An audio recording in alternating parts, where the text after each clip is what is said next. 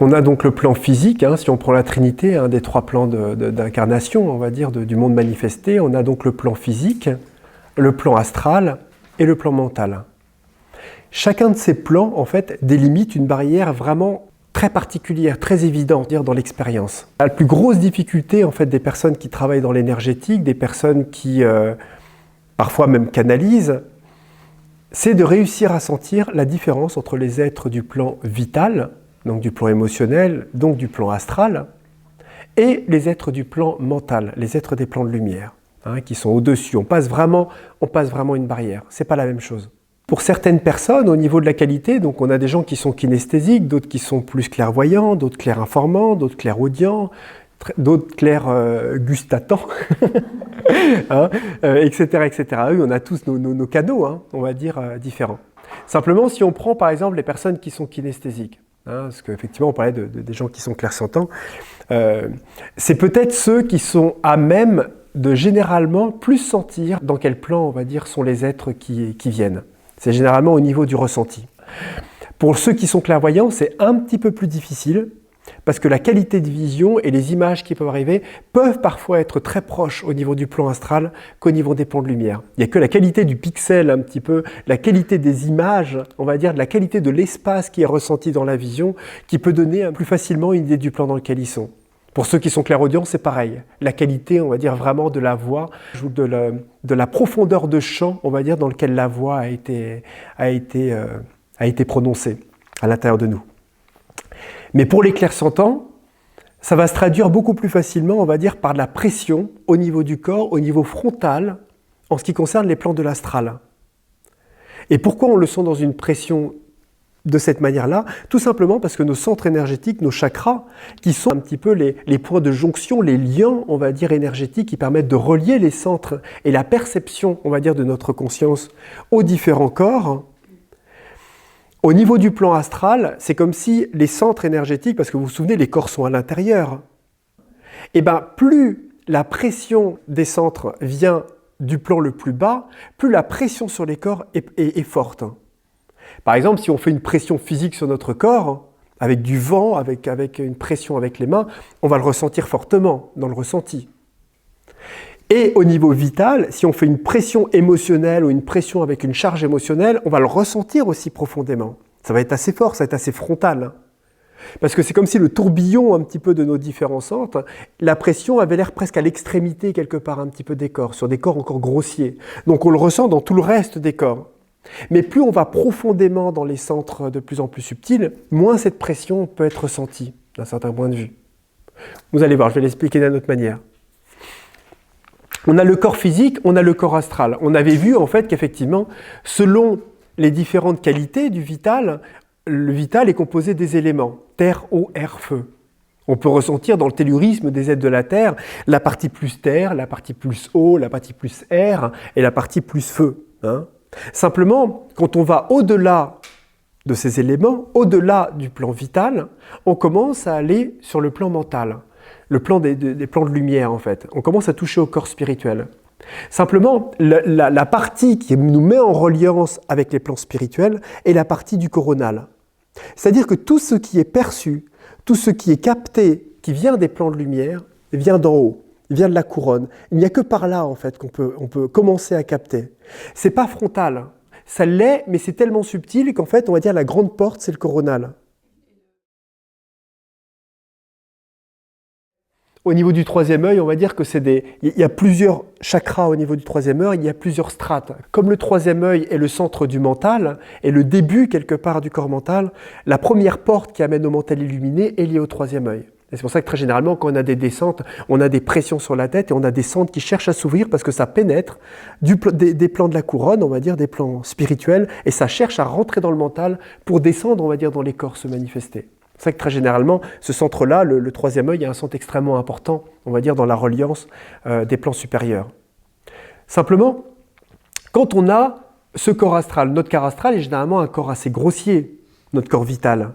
Donc quand on a une présence du plan astral qui vient et qui se manifeste quelque part un petit peu dans sa présence en face de nous, c'est par la reliance et la sensation donc et la sensitivité un petit peu de notre corps vital qu'on ressent cette présence.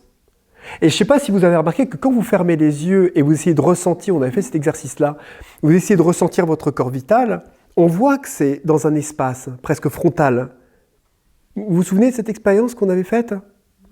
On ne l'avait pas faite? On la fera.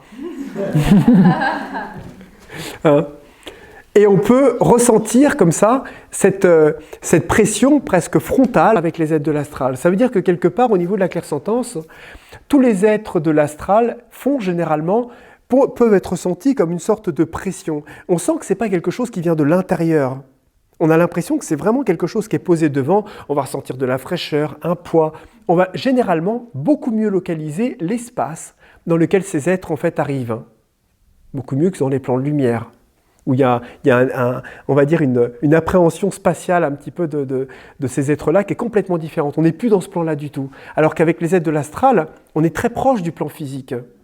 Donc on arrive très clairement à délimiter la charge, même presque la taille, la forme, la vibration, et on ressent très fortement au niveau de pression frontale les qualités même des éléments dans lesquels ils sont constitués selon les centres énergétiques ou les espaces de notre corps sur lesquels ça fait pression ou sur lesquels on a des sensations. Alors que les plans de lumière, je vous ai dit, la porte, elle est là. C'est un petit peu comme si notre capacité d'appréhender et de nous nourrir au niveau de notre corps, je parle d'alimentation physique, va être notre bouche. C'est-à-dire que c'est par la bouche qu'on va s'alimenter. Notre capacité d'appréhension, on va dire, du monde visuel, le fait de voir les choses qui arrivent dans le monde ordinaire, c'est avec les yeux. Eh bien, il faut se dire que notre capacité de pouvoir percevoir et de nous nourrir du divin et de rentrer en relation avec le divin, eh ben, c'est le centre de la couronne. Bon, en sachant qu'on a d'autres centres, du cœur, on a d'autres centres, mais principalement, on va dire, notre reliance, elle est là.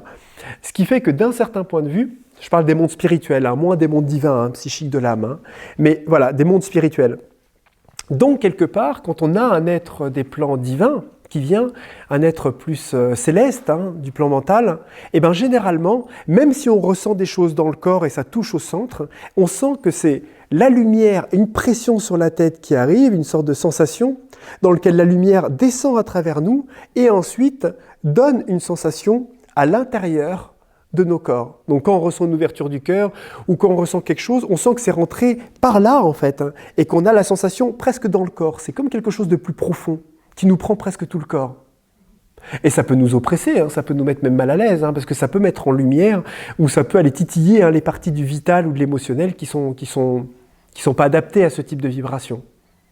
Il ne faut pas confondre un petit peu se dire que c'est une entité négative parce qu'on ne se sent pas bien, mais si on est vraiment, et on a l'introspection, le recul de sentir d'où vient cette énergie, on se sent comme enveloppé par en haut et on sent que l'énergie et l'information passent presque par ce canal-là avant d'aller dans les centres. Alors que les êtres du plan astral, ça passe pas du tout par là. On est dans des plans plus inférieurs. On n'a pas passé la porte du plan mental. Ce qui fait que de ce fait, on ressent les informations de manière beaucoup plus frontale. Moi, par exemple, dans mon expérience, comme je vous disais, les êtres du plan astral, ils ont tendance à me faire une tension tendineuse dans les corps, à faire une pression, je sens leur espace. Il y a généralement beaucoup plus de turbulence, un petit peu dans les énergies que je ressens. Ça peut même, on va dire, un petit peu me faire des tensions comme ça, un petit peu internes, et je peux commence à sentir de la chaleur, mais de manière frontale. Je ne la sens pas venir de l'intérieur avec quelque chose qui me chauffe. Je sens que c'est une chaleur qui me chauffe de l'extérieur, comme si j'étais en face d'un feu, par exemple. Après, dans la canalisation, le fait de canaliser comme ça ces êtres et ces différents plans, c'est un peu plus difficile parce que vous voyez bien que quand on parle mentalement et on explique des concepts, on canalise mentalement notre mental supérieur. Quand on fait une crise émotionnelle, on canalise à l'intérieur notre condition à ce moment-là émotionnelle, inférieure ou supérieure. Donc plus on monte en vibration, plus on canalise des plans supérieurs. Mais il y a certaines personnes qui canalisent des êtres qui ne font pas la différence entre le plan astral et le plan mental. Et ça, c'est préjudiciable, on va dire, au niveau de la qualité des informations qui sont données et des conseils qui peuvent être donnés.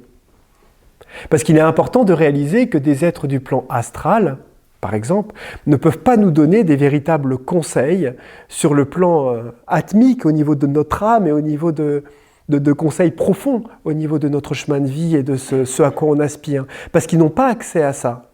Dans leur paysage, dans ce qu'ils perçoivent de nous, ils perçoivent la qualité vibratoire du plan dans lequel rayonne leur conscience, c'est-à-dire sur nos plans astral, émotionnels. Donc ils sont parfaitement capables de faire une analyse et vibratoire de l'état de notre émotionnel. Mais il leur est difficile pour eux de faire une analyse cohérente, on va dire assez claire, de notre corps mental. Ils ne vont percevoir la qualité de nos pensées et de notre monde mental que par rapport à l'infusion de toutes les pensées que l'on a et de notre monde mental a fait dans notre propre émotionnel. Vous vous souvenez, on avait un petit peu parlé de ça, dans le sens où quand on parle à un arbre ou à un végétal, le végétal n'entend pas la pensée qu'on lui fait. Il entend l'infusion de la forme pensée qui devient une forme pensée émotionnelle, et c'est cette forme pensée émotionnelle qu'il va percevoir, et c'est de là qu'il va ressentir si oui ou non c'est quelque chose qui est agréable, bon, doux ou bienveillant. Par rapport à la pensée qui a été générée, mais la pensée a été générée dans un plan dans lequel lui n'a pas accès. Donc on pourrait très bien regarder une plante et lui dire « Oh, t'es trop moche, t'es trop ridicule, t'es trop… » Et si c'est fait avec plein d'amour et pour nous ridicule et moche, c'est tout mignon, c'est tout mimi, elle est toute contente. Hein. Parce qu'émotionnellement, on traduit ça d'une certaine manière. Alors que si on lui dit oui, enfin, oh, qu'est-ce que t'es moche, qu'est-ce que t'es… Vous voyez, on a la même pensée moche, mais la pensée pour nous moche n'est pas la même. Elle va se traduire émotionnellement par quelque chose de très difficile pour la plante. Hein. Il y a une traduction automatique, on parlait de ces informations qui traversent un petit peu les corps. Et là, c'est un petit peu la même chose au niveau de ça. C'est de l'information qui arrive, mais une information qui arrive dans des plans supérieurs, eh ben, elle touche les plans supérieurs. Donc de ce fait, on va les capter sur des centres énergétiques. Vous vous souvenez, on a différents centres, hein, et ces centres, ils continuent. Hein. Il y a un centre au niveau de la couronne, enfin il y en a plusieurs, parce qu'il y a vraiment des mini-centres. Hein. C'est extrêmement complexe au niveau de la couronne. Et après, ensuite, on a d'autres centres qui montent. Simplement, c'est ces centres énergétiques, quelque part, qui sont des centres de conscience, qui appréhendent, selon la qualité des corps qui y sont reliés, la qualité des informations et des énergies qui y traversent. Et je dis bien information, parce que même un être qui vient, c'est un type d'information. Les paroles, les messages qui sont donnés, c'est de l'information. Et selon la qualité des autres corps de la personne, cette information va être traduite différemment. Et suivant aussi la qualité de notre corps, notre maturité intérieure et notre évolution spirituelle, quand je dis spirituelle, c'est pas la spiritualité, notre appréhension de la vie, de notre maturité intérieure. Je parle du développement de nos corps spirituels. Nous n'allons pas ressentir ces êtres non plus de la même manière. Quelqu'un qui a par exemple des corps qui sont assez élevés, qui a assez développé, on va dire, ses corps spirituels, si un être du plan mental qui est extrêmement haut en vibration est présent, il va sentir cette présence extrêmement forte. Pour lui, ça va être extrêmement grossier. Ça va être quelque chose de lourd, il va voir le truc, ça va le prendre, il va sentir des émulsions de lumière, ça va générer presque une sorte de transe ou des extases, rien que par la présence, le contact avec cette présence. Alors que quelqu'un qui n'a pas les corps adaptés, parce que ses centres ne sont pas encore suffisamment ouverts, n'ont pas encore créé la substance pour développer ses corps spirituels, il va dire c'est vachement léger, ouais, je sens, c'est agréable, il y a une paix, mais c'est pas très fort ta présence. Hein. Vous voyez, parce qu'il ne peut l'appréhender que par rapport à l'outil qu'il a. Et son outil, c'est son corps spirituel. Et c'est comme l'émotionnel. Comment est-ce qu'on peut ressentir l'émotion de quelqu'un, sa capacité à nous transmettre, on va dire, sa détresse, son désespoir ou sa joie, si notre corps émotionnel n'est pas fait pour ça? Si on est complètement coupé de notre émotionnel, il est barricadé, imperméable, coupé complètement, et on n'est que dans le mental, on ne peut pas y avoir accès. Ça va être très difficile pour nous de sentir la chose, de voir la personne. Et en tout cas, de ressentir de ce qu'elle a à nous dire. Alors qu'il y en a d'autres qui ont un corps émotionnel tellement développé, tellement ouvert, ils sont tellement proches et hypersensibles, que dès qu'ils voient un petit chat, ils pleurent. Dès qu'ils voient un ami qui leur parle leurs problèmes, s'ils sont en sanglots tous les deux, ils seraient dans les bras. Parce que d'un seul coup, cette transmission, elle est automatique pour la personne. Elle vibre complètement dans le vital. Et pour ça, on n'est pas tous fait pareil. Selon nos blessures, nos conditionnements, le travail que l'on a fait. Et c'est pour ça qu'on a tous un travail différent à faire. D'autres ont besoin de s'ouvrir un peu plus mentalement, d'autres spirituellement, d'autres émotionnellement, d'autres physiquement aussi. Et tout le travail qui va nous demander, en tout cas si on veut vraiment avoir une pratique plus intégrale, c'est d'essayer de nous ouvrir, on va dire, à tous ces corps et à tous ces espaces de conscience pour être de plus en plus conscient de ce que l'on est, de ce qui nous anime à l'intérieur et à l'extérieur de nous.